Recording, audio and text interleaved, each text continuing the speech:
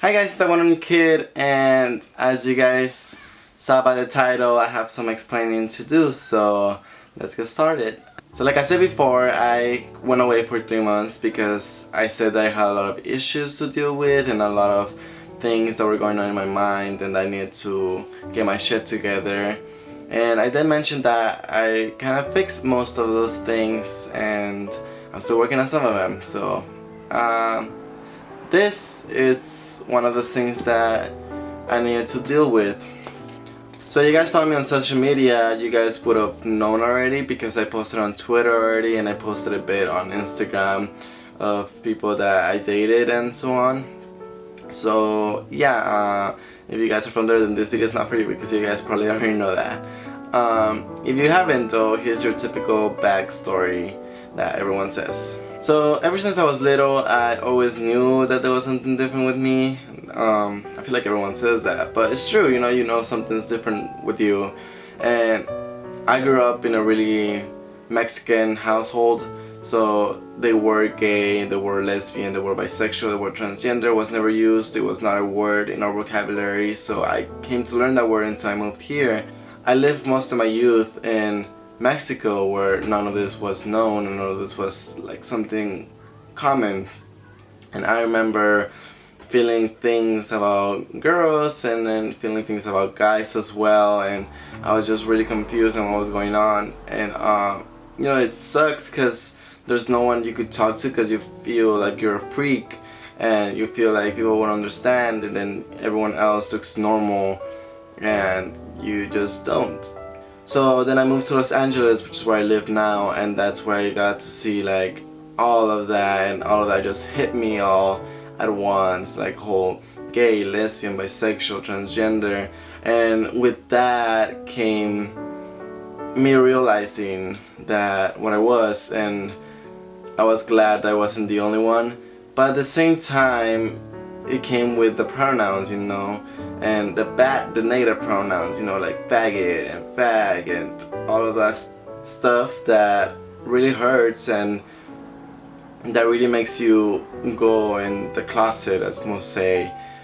And it sucks that you can't be yourself because of the way that people think, and I was always scared of what people would say and what my friends would say, and I guess I've always been afraid from rejection based on other things that have happened before in my past. I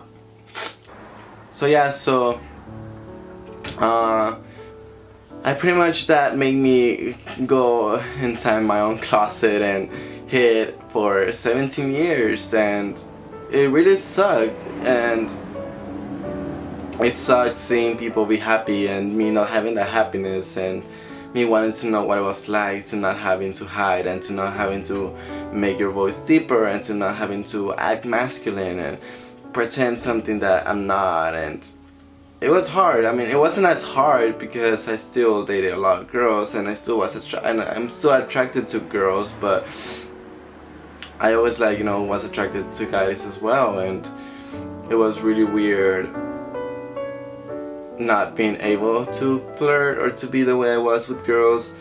And when I started making all these videos here on YouTube a year ago, 2 years ago, a year ago I think, I will always make videos very positive, and I will always tell you guys that you guys should be yourselves and not care about what the world says and not give a fuck pretty much, and just be you because someone will always love you. But at the same time, I was being a hypocrite, and I wasn't doing the things that I was saying that you should do, and I really wanted to change that, and I couldn't because I was really afraid of how people would accept things. Oh my god, I'm being such a pussy right now. So I decided to take the break from YouTube and focus on myself. I decided to really think about what it is I wanted to do, and I realized I didn't want to be hiding from everyone and the people that I liked and all of that, and no one knew like at all. So one day I just decided to write a tweet, and the tweet said, long story short, I'm bisexual. And People believed that it was a joke at first. Then when I went back to school, I told my close friends first, and they were really acceptive. Some of them already knew, of course. They were like the typical, oh, I knew already and this and that, but some of them were surprised, but still very acceptive. And so yeah, eventually people started finding out, and most people were really acceptive, and the ones that weren't really wouldn't say anything to my face. The hardest part, I think, was telling my dad.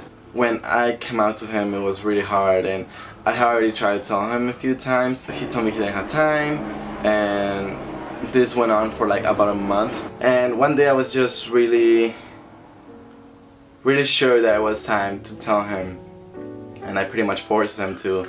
And I remember I wanted to do it in public because I didn't like, I was like, in case he takes it bad, you know, he can't hit me because I'll be like in public. But then he told me like, no, let's just go like in the back to the car, and then we could talk in the car. So I was terrified. And I remember I was talking to someone during that time, and I remember he was there to help me out, and he was the one that was my support, and to be able to come out to my dad. So we ended up going to the car, and I remember I was terrified. And I started talking to him, and he was like, okay, so what's up? And I pretty much started telling him like everything that I've done, you know, and I was saying that I've been a good kid, you know, and I've done a lot of good things, and I'm serious and I'm into drugs and all of that. And I was just like flattering myself, trying to make myself look the best. And I explained to him that since I was little, I always knew that something was different with me, and then I told him, you know, I like girls, but I also like guys. And so he took a few seconds, he thought about it, and then he responded to me, I knew you were gonna tell me that you were gay or that you got a girl pregnant, and I wish you would have told me you got a girl pregnant. And God, that hurt me. That went inside my heart like a spear, and that sucked. So he told me, you know, like my hand just kind of gave it away and all of that. Then he told me, you know, at the end of the day, I saw what happened with your sister. My sister's also bisexual, by the way. And he said he realized that nothing that he could do, or that nothing that he did was going to change us. And he said he doesn't understand it, but he always sees us as his kids, and he's going to love us no matter what. So that was one of the best things that I've ever heard from his mouth. Then we hugged and cried for a long time. Then we went back, and he did tell me not to make it publicly, but I feel like it's my life and I need to take control of that. And I'm not a disappointment, and I'm not here to disappoint him or make him ashamed, because he's one of the greatest parents I've ever had, because he was very acceptive. I feel like I'm not a hypocrite anymore, and I feel like I could tell you guys that you guys could do it and not to give a fuck about what people say, because I started doing it and I did it, and now I don't give a fuck about what people say, and it's great. And the moral of the story is, even if your parents take it wrong, they always come around, and if they don't, then it's not your fault, and don't ever feel ashamed for who you are. And yeah, I am not complicated. I just happen to like girls and guys, and that's the way it is, and that's the way it's always going to be, no matter what. If I end up dating a guy, that still makes me bisexual, and if I ended up dating a girl, that still makes me bisexual, and there's nothing that's going to change. And I hope you guys liked this video. If you guys did, share it to your friends. Maybe someone needs a little support or a little video like this to be like, okay, I'm not the only one. So I hope you guys understand, and I hope you guys unsubscribe because of that. I will see you guys next week, and follow my social media because you guys would have been more caught up. See you guys later. Bye.